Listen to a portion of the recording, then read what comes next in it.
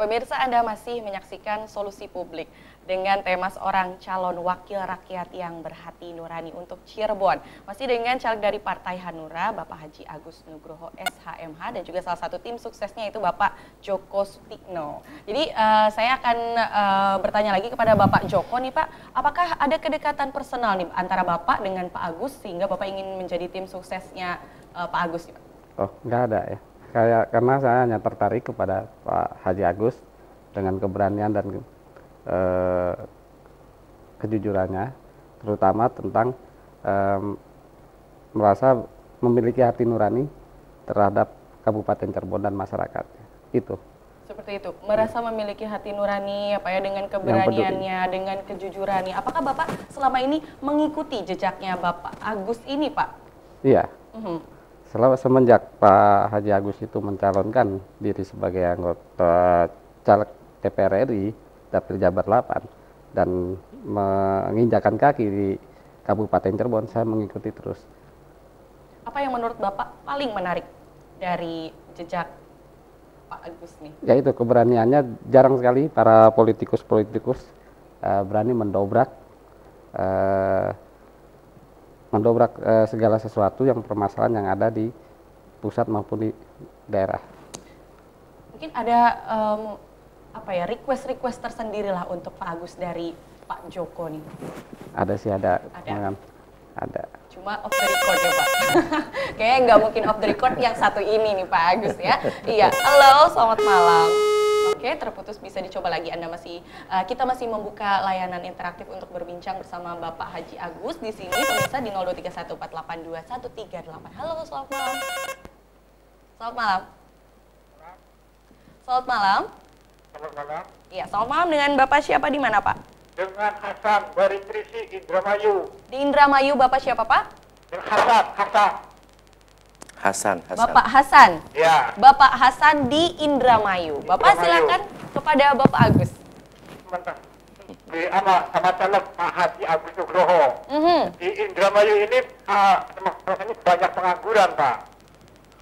Jadi gimana Pak Haji Nugroho cara mensiasati untuk mengentaskan pengangguran di Indramayu?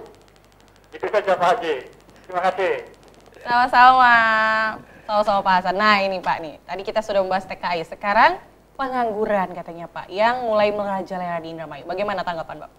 Ya, tadi ya kita berbicara masalah pendapatan negara tentunya masyarakat Indramayu juga merasakan ya, bisa menyetorkan uang ke negara ini cukup besar, namun masyarakatnya tidak punya uang. Kalau tidak punya uang berarti kan identik dengan non kegiatan ya. Jadi pengangguran ya, itu memang satu PR saya ya, pekerjaan saya untuk bagaimana mengatasi pengangguran ini. Kembali lagi pada fasilitas daerah, fasilitas negara yang diberikan kepada daerah. Tentunya ini yang saya akan prioritaskan. Makanya bagaimana pajak yang telah disetorkan kepada pemerintah ini bisa berguna bagi masyarakat, bukan berguna bagi sekelompok golongan atau salah satu instansi saja. Saya tidak. Saya akan berusaha dana yang disetorkan dari rakyat kepada pemerintah, tolong dikembalikan kepada rakyat untuk bisa mensejahterakan rakyat, untuk bisa membangun perusahaan, untuk bisa membangun pertanian, bisa membangun segalanya sehingga mengurangi pengangguran. Bagaimanapun pengangguran bisa diatasi dengan adanya modal. Ya makanya saya katakan rakyat Cirebon Indramayu banyak menyetorkan pajaknya non migas kepada negara, namun rakyatnya tidak punya uang.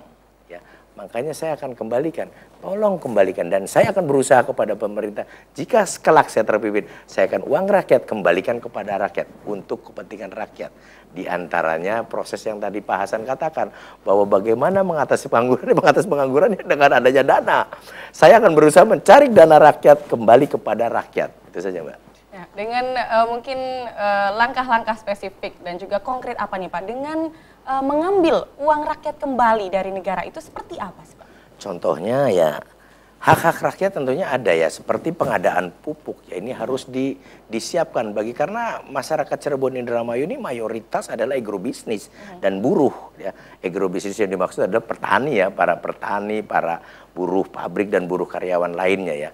Dan ini yang saya akan prioritaskan, pengadaan, menarik dana rakyat kembali kepada rakyat adalah pengadaan bagi yang berbidang usahanya pertanian. Saya akan menarik dana pemerintah untuk pengalokasian pupuk supaya pupuk tidak mahal, mutunya bagus, mudah dibeli ya, dan didapat oleh rakyat dengan harga yang murah, mutu yang baik dan mudah didapat.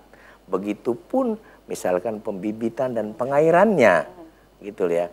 Itu contoh salah satu dari pertanian. Untuk bagi buruhnya adalah meningkatkan UMR dengan adanya, kenapa sih misalkan pajak bisa disetorkan ke negara, kok masyarakatnya tidak punya uang yang selayaknya, karena masyarakat Cirebon Indramayu bisa memberikan setoran pajak terbesar non migas, ya ayo tingkatkanlah, berikan dana-dana itu kembali, contohnya untuk kesehatan secara gratis, misalkan pendidikan, misalkan pendidikan wajib belajar sampai SLTA yang memang diberikan oleh pemerintah, dananya seperti itu. Sesuai dengan apa yang diberikan, masa kita bisa memberi, kita tidak bisa mendapatkan apa-apa. Yang selayaknya kita bisa memberikan, tentunya fasilitas rakyat juga akan terpenuhi. Saja, Pak. Seperti itu. Nah, untuk pemirsa juga yang masih ingin bertanya kepada Bapak Agus, masih dibuka layanan telepon di 0231482138. Oke, ada lagi nih Pak penelpon ya. Halo, selamat malam. Halo, selamat malam. Selamat malam. Ya, Bapak bisa dikecilkan volume TV-nya, Bapak? Selamat malam. Iya, selamat malam. Dengan Selamat siapa di malam, mana, Bapak? Dari Pak Rufilah, Desa Kita Selamat, Kecamatan Kroya, Kabupaten Indramayu, Pak. Nah, Kroya Indramayu, Pak. Bapak. Selamat malam, Pak Slamet. Apa kabar? Alhamdulillah sehat.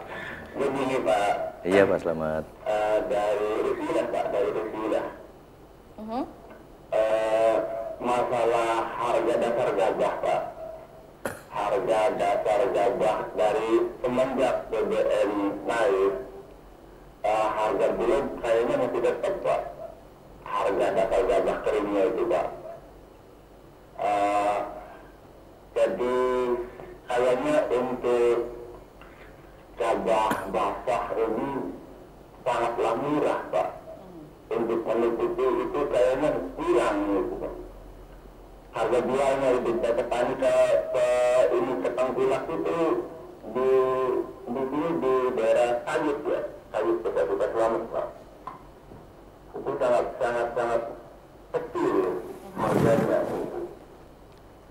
Jadi ya sebagai kaum buruh petani Indramayu atau daerah Kita Selamat itu mengharapkan untuk harga dasar kering itu bisa dinaikkan dari bulannya itu, Pak. Iya. Dengan itu saja permohonannya, mudah-mudahan dapat dapat mendiskusikan permintaan petani dari daerah Kita Selamat ini, Pak. Itu cuma itu saja. Ya. Assalamualaikum warahmatullahi wabarakatuh. Waalaikumsalam warahmatullahi Ini sebetulnya wabarakatuh. ada request ya Pak ya, dari kawasan masih di Indramayu nih Bapak ya. Katanya di sana itu harga dasar gabah itu sangat murah, seperti itu Bapak. Ini Bapak menanggapi ini seperti apa nih Pak? Waduh, ini serupa tapi tak sama ya, hanya beda persoalan. Persoalan yang menjadi signifikan, kenapa saya tertarik itu diantaranya. Kenapa saya tertarik meninggalkan instansi yang punya nama dan punya bobot di kalangan pemerintah. Di antaranya itu Pak Slamet. Terima kasih Pak Slamet ya, Anda pertanyaan cukup baik dan cukup menarik. Menuju kepada memang saya yang dikatakan hati nurani seperti itu. Pada dasarnya tadi saya katakan bahwa Kabupaten Cirebon dan Indramayu bisa menyetorkan pajak terbesar nomor 2 tingkat kabupaten kepada negara. Ya. Tapi masyarakatnya tidak punya uang. Kalau kita kembali dari pertanyaan Pak Slamet adalah bagaimana meningkatkan gabah, itu kecil sekali persoalan gabah ini. Jadi persoalan yang Pak Slamet ini memang punya bobot, tapi sebenarnya kalau kita buka secara luas, masyarakat Indonesia tanpa memandang batas, seluruh masyarakat ini makanan pokoknya adalah beras ya Mbak ya. Kalau perlu diketahui, Indramayu Cirebon ini di mana-mana kalau kita keluar sedikit dari meninggalkan rumah ini, sawah luas berhamparan di mana-mana ya. Begitu besar sawah dan lahannya itu subur-subur dan padinya cukup bagus ya. Kalau kita berbicara makanan pokok masyarakat Indonesia itulah adalah beras. Kembali lagi pengadaan beras itu banyak dipasok oleh Indramayu dan Cirebon. Ini pun nomor 2 juga Mbak. Ya. Pemasok beras tingkat kabupaten se-Indonesia adalah Cirebon dan Indramayu. Bagaimana kalau orang Cirebon dan Indramayu ini tidak mau bertani, ya kan? Bagaimana coba Mbak bayangkan persoalannya? Banyak kelaparan ya di mana-mana karena makan pokok masyarakat Indonesia adalah beras, padi, nasi ya. Jadi kalau itu beras itu, namun yang lucu juga ini kembali terjadi di Cirebon dan Indramayu. Sebagai pemasok beras terbesar untuk mengadakan bahan makan masyarakat Indonesia, namun masyarakat Indramayu dan Cirebon ini kesulitan mendapatkan beras yang baik. Bahkan yang lucu lagi, kalau ada raskin berebut itu Mbak. Ya, bahkan masyarakatnya ada yang katakan makan nasi aking. Ini kan aneh Mbak ya. Aneh bener-bener. Ibarat peribahasa mengatakan ada tikus mati di lumbung padinya. Ini yang terjadi benar di Indramayu dan Cirebon nyata-nyata Mbak. Oh, masyarakat yang mayoritas ini bertani dan bisa memberikan pasokan beras terhadap dunia. Ya. Bahkan Indonesia khususnya ya. Ini justru masyarakatnya sulit mendapatkan beras yang baik. Bahkan kalau ada beras raskin ini berebut, ini suatu keanehan. Makanya saya mencalonkan diri meninggalkan kedinasan saya di instansi ini. Dan masih masa kerja 14 tahun ya Pak Slamet ya. Saya mempertaruhkan bagaimana sih bisa membangun Indramayu dan Cirebon. Ya, yang notabene bisa menyetorkan pajak besar, namun masyarakatnya tidak punya uang. Bisa mengadakan pemasok beras cukup besar, namun kesulitan mendapatkan beras yang baik. Bahkan yang lucunya banyak masyarakat ini makan nasi aking dan beras raskin. Ini kan aneh. Daerah yang produksi berasnya bagus, makannya raskin. Jadi dengan masalah mendasar seperti itu Bapak, kira-kira solusi apa yang harus kita jalankan? Dan mungkin untuk Pak Agus juga PR juga ini Pak ya. Mungkin pemirsa juga pengen tahu bagaimana jawaban Pak Agus tentang masalah harga gabah dan juga katanya Pak Agus tadi bilang raskin itu ya. Jangan kemana-mana pemirsa, tetap saksikan Solusi Publik.